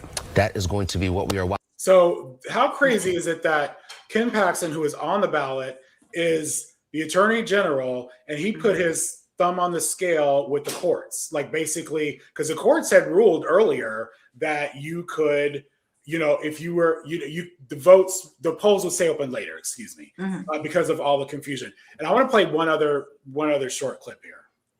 Where I live is far away, and I just wanted to vote here and get back to work, and she told me she wouldn't let me. I was hoping she'll just let me go in. She said I'm at the wrong place. I can't vote here. I've always voted here, say, 8 years in a row now. I've come to this location, but now they're telling me that I need to go to another location to vote. Did they explain why? No, they didn't explain why. And then when I went online yesterday, because I knew they were going to try to do this, I went yesterday online to register and everything like that to find out where my poll is, and it got me nowhere. He said it got him nowhere. And here's this woman who works, in one part of town, lives in another part of town, and it was far away. She thought she could vote near where she worked. So it's just a hot mess. I have never in my life, I bet you all can say this too, maybe not you, Lisa, because you're in Texas, but I've never in my life had to worry about, is my vote going to be counted? Never. And I live in California. Never. Yeah. And I think that is such a frustrating thought. I did live in Florida, and I did vote in the 2000 election. So to be fair, this was insane, because this was election day only, and no one knew, and there was no information anywhere. People were finding out when they got to the polling location to vote that they could not vote, and it was just going on and on. The judge said, okay, no, we need to extend this. And Paxton was ready for it. He was waiting. There's just this loophole that the Attorney General needs to be made aware of the extension request. He wasn't. Because Lisa, was it true that the Dallas votes would have probably more so leaned towards Jasmine Crockett in terms of her favor? We don't know for sure, but probably. She is from that area. I'm saying, what was Ken Paxton's? Obviously they want to prevent as many Democratic votes as possible. And I just saw a thing before we jumped on the live that showed that actually the Democrats outpaced Republican voters by far big time. in this election. Right. Which is fantastic. And that's bad for the Republicans, obviously. Right. But I was just wondering and many of our margins in so many districts, our average is plus 16. The voting averages were insane in this state, which is fantastic. It's really great. Is. It's amazing. And yes, it probably would have benefited Jasmine. And those votes are probably historically. Do you think that Paxton's been the AG are not going to be counted? Was Ken Paxton? I was just wondering if you thought what was his motivation for to decide who they're going to run against. Right. And they so think that James Tallarico is an easier candidate, is what I'm asking? No. Which is insane. So the GOP numbers, John Cornyn is running for his 5th term. He was, anyway, extremely popular with the Texas GOP. He always wins his elections. He clears 50%, usually by double digits. This time, he is going into a runoff with Paxton. Cornyn got 42%, Paxton got 40%. Those are incredibly bad numbers for the Texas GOP. So their runoff is in May. In theory, the easier candidate to win would be Paxton because he just has a laundry list of baggage. It's bad. You mean to But lead? he also You mean to lead or to win? reincarnates. He No, he's reincarnates also- like he's like he also somehow the, comes back from it. No, he's also the sneakiest one to beat because he's underhanded. He is a criminal. But Okay, here's so the let- thing. The moment he leaves office, as of right now, he's still the attorney general. He's lost that gig because he left it to run for Senate. The moment he is no longer in office, he is going to jail. His own party, the Texas GOP, they're the ones who brought him, who brought impeachment charges against him last time. He is not liked by the I did a video on that. Republicans. He's not liked by Trump. There's no lost love between him and his own party. There's so much scandal, y'all. You need to Google him. So, Like, I mean, if you don't know, you need to know. It's crazy. So he's going to apparently- do everything he can to win, and underhanded, dirty, sneaky tricks to win in May. I don't think he can do it, but he's going to try. That's why I was wondering for why he his was putting own pressure self-preservation. for the Democratic votes not to count. Because obviously it was like more of the Democrats that are in that area. It was disproportionately impacting them. This is what Paxton does essentially every election, every election. large. Yeah. So this is, more of the same, and it's probably Intentional chaos. Oh, it's definitely intentional. Yeah. But probably in part to just completely deflate the Democratic Party in Texas, because you guys, as long as I'm in charge, you're never going to get the vote. So just stop trying. Oh, But for as sure. And also, But as Lisa also said, he's been, from what I understand, Lisa, correct me if I'm wrong on this, he was impeached in the one half of the Texas legislature that can impeach, and he was they had the votes to convict him. Yeah. And he throw was him out of saved by office. one vote. And his wife, to be fair, his wife abstained, though, I thought. But she showed up, and because she was in chambers, she counted as the one person to save him because she was there. So she was counted as present, and she is the person now suing him for divorce. Because they weren't divorced at the time. For biblical reasons. It's Whatever well, that he had means. been having an affair with with the staffer for like how many years, and he was using campaign funds to Uber her around. All of it. It was nuts. Anyway, But because so he of all also that, I mean, there's a lot to come out. Yeah. It's so Anyway, much. and there's also just the simple. When it looks simple, it is. Jasmine is a fierce, qualified Black woman. To have her in the Senate in Texas, boy, is that a kick to the good old boy system. That being said, we do have a Democratic Senate candidate, and James Tallarico is our nominee. I've known him a really long time, and what we're going to need in this state is unity, especially from non-Texans who do not understand Texas politics or what goes on in this state. I just want to put a couple things out. Tallarico is not a Fetterman. He is not a Manchin. He is not a Sinema. He is a progressive in this state. He is the one, I'm sure everybody has seen a lot of viral clips of him prior to all of this mess happening. The Texas GOP puts out incredibly stupid legislation, like we need to stop teachers from putting kitty litter boxes in children's classrooms. Never happened.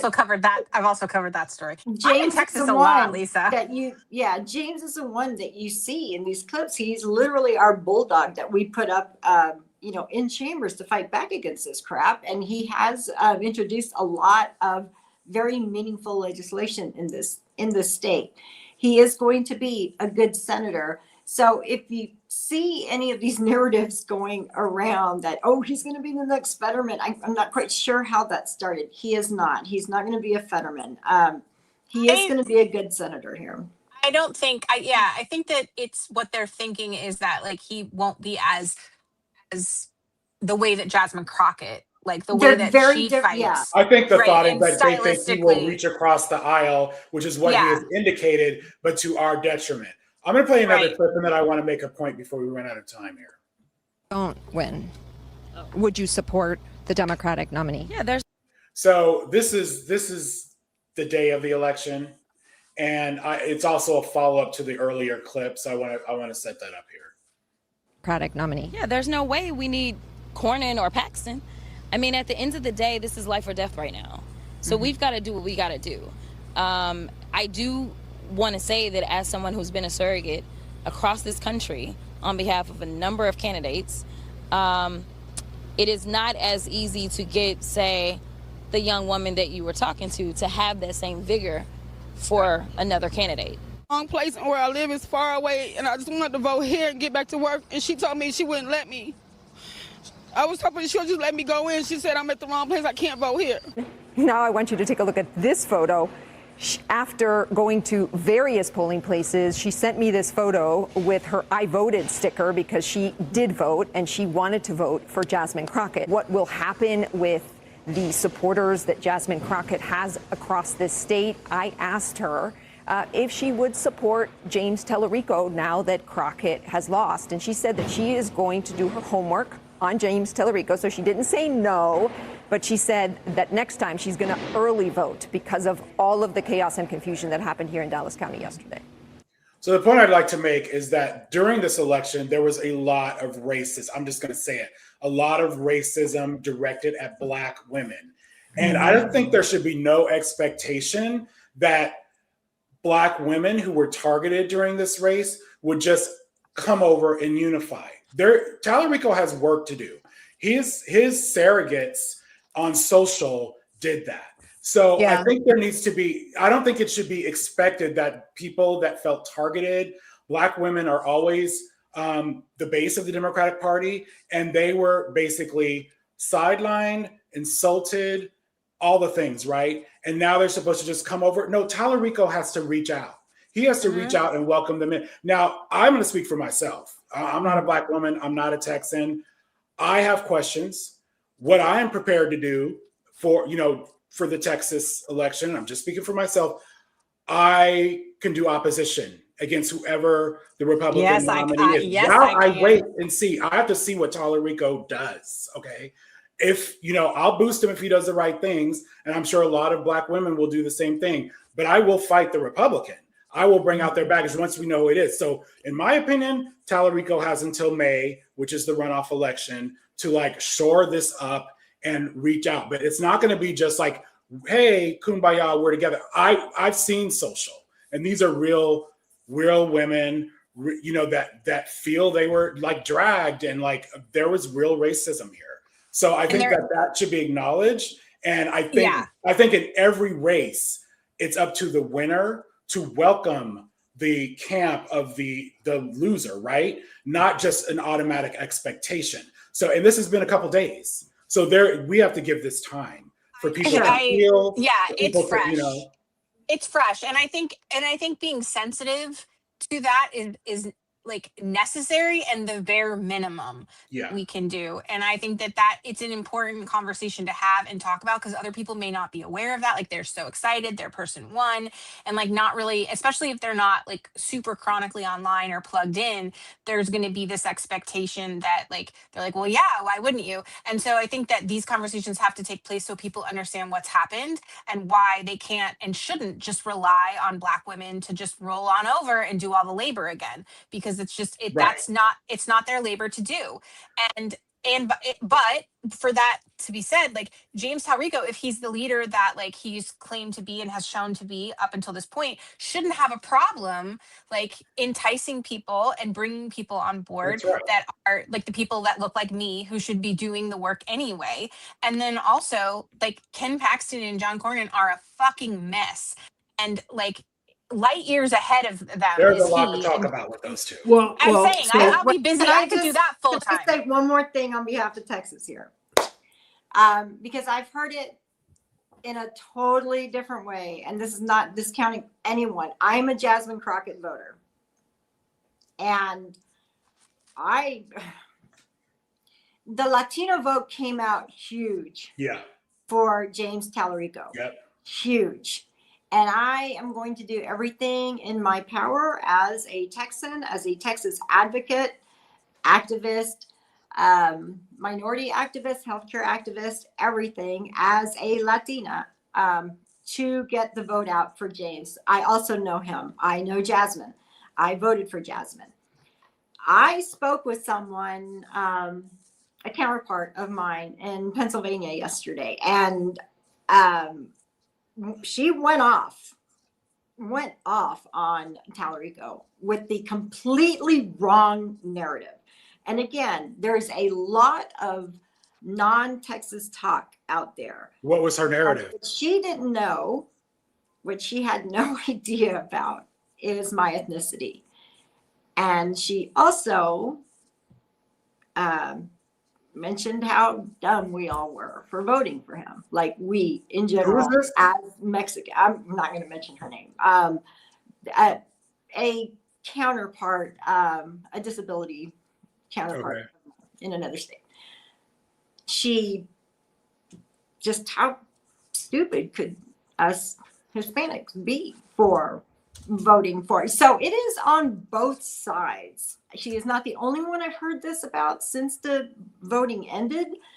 There's a lot of discourse online just about how dumb we are to throw our vote behind him. A very important thing. It's going around everywhere. Both camps need to calm down. They're surrogates. I'm not saying the actual. Yeah, my point is that give it a minute. It's like you can't expect unity like 3 days out or whatever. Exactly. Go ahead, Chris. You wanted to say something. If we want to direct ire somewhere, let's not forget that it should be directed at the Republicans in the Texas legislature, because in addition to losing Jasmine Crockett, and her hand was forced to run for the Senate seat as she was, her district was eliminated. So we were looking at Jasmine Crockett as someone that maybe she would have been a phenomenal Speaker of the House. That path was cut off for her by the Texas Republicans. And then also you have Al Green and Christian Menefee, who were forced to run against one another. And so you're going to lose one of them by default. Again, the anger should be placed squarely at the Republican legislators of Texas. But I don't think that negates what I was saying about what went on during this election. And I just do not think it's realistic to expect people to just put that aside a couple days in. I do think it's up to the winner to reach out and to say the right things. You can't just say, "Oh, let's unify and win." It's got to be more than that. He missed an opportunity. He could have had a John McCain moment and said, "You know what, guys, don't do this in my name." That would have went a long way. That would have been a video that we could have played and said, "Hey, he spoke up when he needed to." That didn't happen, so he's got to do it now. It's his first congressional campaign, so he's going to make mistakes like that. Everybody does. And so how he rebounds from those mistakes, I think, is going to be what's the most significant. And so far, what we've seen is a lot of growth and evolution from him. So, I mean, I'm hoping for that, but I'm the same way as you.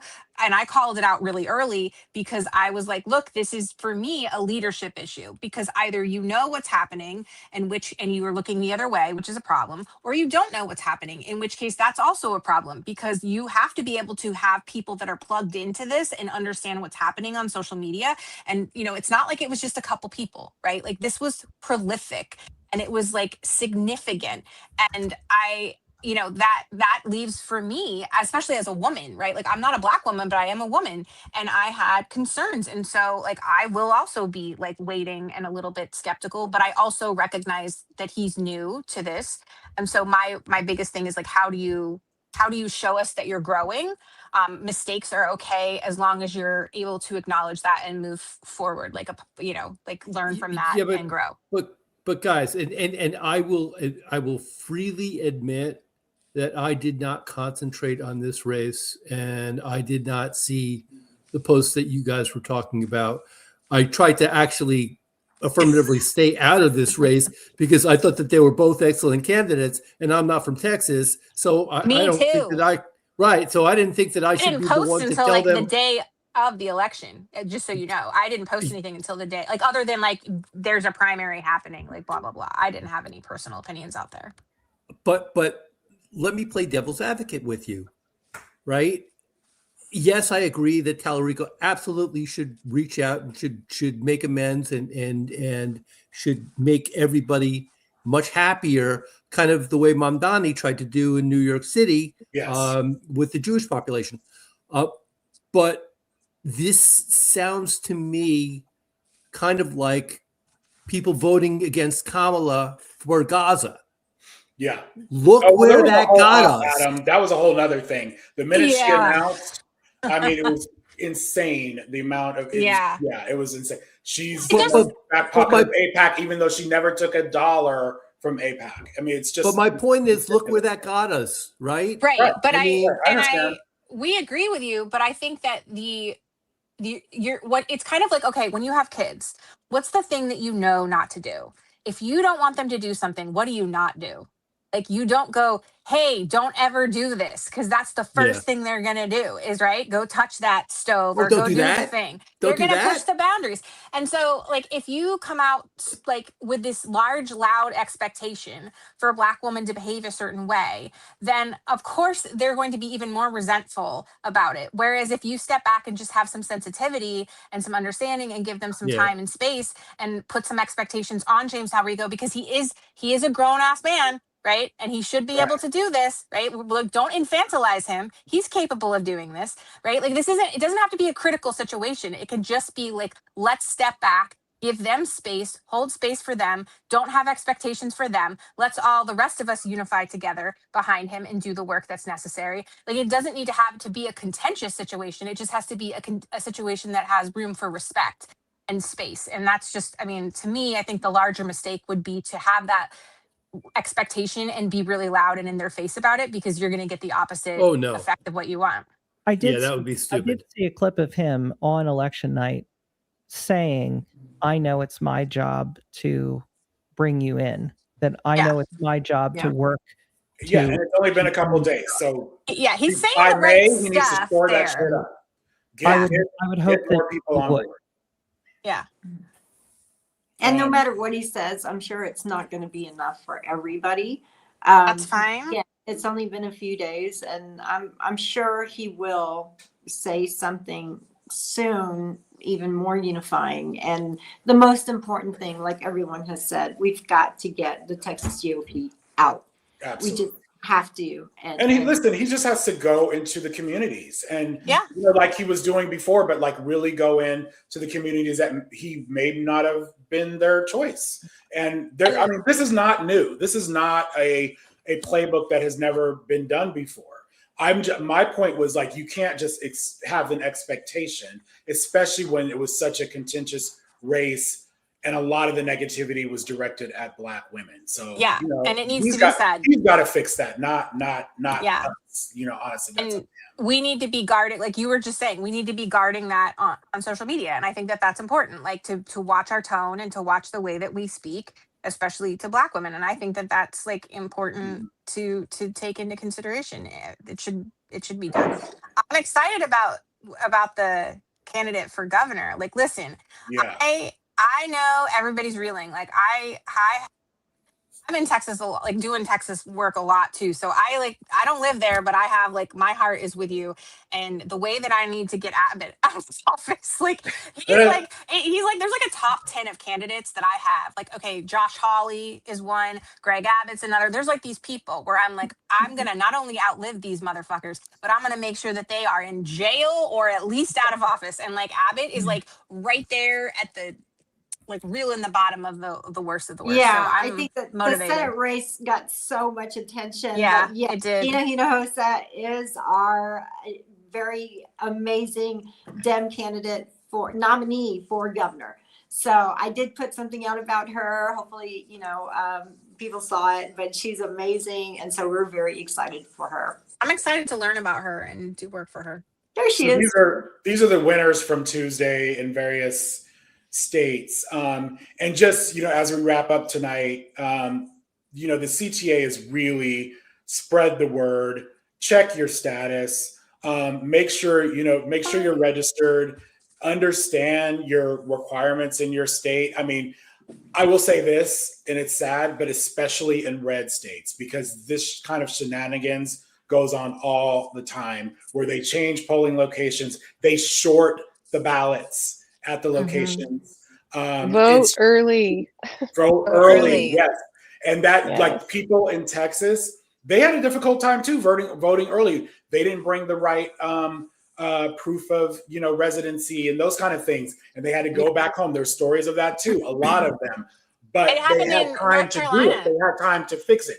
On voting day, if you don't have what you need, you're in a panic. And the worst thing, the worst thing is not to get to vote, but provisional ballots are not ideal. They are not, because they're not counted unless there's a reason to. They're just sitting there. Right. So I think the big thing Texas can teach all the other states is how important voter education is for everyone, and to be proactive about that. It's almost like we were caught off guard, but there was just so many extra fuckery things going on. But be proactive with voter education, what to bring, what to look up ahead of time, just in case. Know where your precinct polling location is, because you just never know when they're going to pull the rug out from under you on election day, that sort of thing. Yeah, Griffin, North you have Carolina. Anything to add, Griffin? Way better than anything I can add. But North Carolina had the same problem as Texas, because people showed up not because North Carolina necessarily did anything wrong, but because all these people showed up not knowing where they were supposed to be on the day of, thinking that they could vote wherever they wanted to, like they did in early voting. It was the same thing. So like Lisa, I'm going to say this again, it's happening in every single state where people are showing up on the day of the election and they're in the wrong place. And that's can't happen at this point. We don't have going into the general, in the midterms, we need every single vote we can get, and we can't risk losing yours. And not to mention the fact that Adam brought this up on an earlier live, and it's a really good point, and I will continue to yell it every single live, which is, if you live in a safe district, especially in a red state, and you can vote early, you need to do that so that you can then go help others in places and precincts that aren't safe. So we need you on the ground. And this is really important for everybody to start getting plugged in. And I dropped the ball on this, my bad, because I was going to try to figure out if we could find organizations that are kind of plugged in more so regionally that you can connect with, but we'll find some. Anyway, you're going to have to find a way to connect to your community and get in at the local level, because that's how you're going to be a key player here. And we really do need everybody participating that way. And there's so many early ways to voting do it. everywhere. I want to address something that was in the comments. Someone said there may not be midterms, and I want to say this. That sounds like giving up to me. What we cannot do is accept something like that. We have to acknowledge the fact that Trump is trying to federalize the elections. I think these are conversations we need to have. They are threatening to use, his secret police, ICE, to intimidate people. These are things we should expect, but we have to fight them. So I feel like just saying midterm elections aren't going to happen is passive. It's kind of like, okay, well, I'm going to give up. We are not going to give up. We are going to fight. We are going to vote, and we are going to protect each other. We're going to stay vocal, and this is how we handle those kind of things. Before midterms, we're going to have protection lines that everybody's going to know. We're going to make sure those numbers are spread out and that are sent out so that you can report these things. We have social media. If you see shenanigans, go on social, spread the word. Take video where you can. Get a video of it. So we are not passive here. We are not. But I want to say that statement. I still Yes. say midterms may not even happen. You can say that, but I need you to tag it with, so therefore we're going to get super involved and make sure that we are plugged in to prevent that from happening, right? Like, so it's fine to have the fears, and I don't want you to invalidate people's fears, because obviously this administration is scary and they've done some really fucked up shit. So it's like, don't invalidate that, but use it and reframe it as a way to get people involved and empowered in our system of elections, because the more ownership they can have in these state and local elections, like, which obviously then like relates to the congressional elections, then like the safer we're going to be as a democracy, as a republic, but also the more invested they become in ownership of their government, and all of that together, working together, will eventually is going to win and outpace the Republicans. So like, that's not just fairy tale speak, that's the truth. Like, that's how it works. Like, when people show up and people pressure, like if you notice what happened with Kristi Noem, there's a reason that happened, right? Because they stayed on it. They drew her in, they questioned her. It was embarrassing. Right now they've subpoenaed Pam Bondi. They're going to do the same thing. And even if they do keep replacing them with monsters, it's still disrupting them. And so like, having the fears is okay, but we have to combine the fears with action so that we can prevent it. And I just want to make sure everybody sees that. So like, don't yell at people for having fears, but encourage them to reframe it. And just know that we're fighting. We're gonna fight this. Like, I'll march on this. Like, we march on the White House if this shit happens. No, we are voting. Yeah.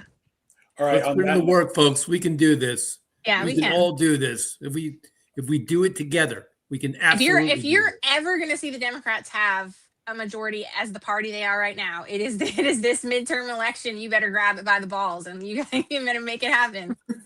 So on that note, join us, everyone, every Thursday at 10 p.m. Eastern, 7 Pacific. These conversations are important. And honestly, I think this week was exceptionally crazy, but almost every week is nuts. So we always have a lot to talk about here. So we will see you next Thursday night. Thanks, everyone. Bye. Bye, everyone.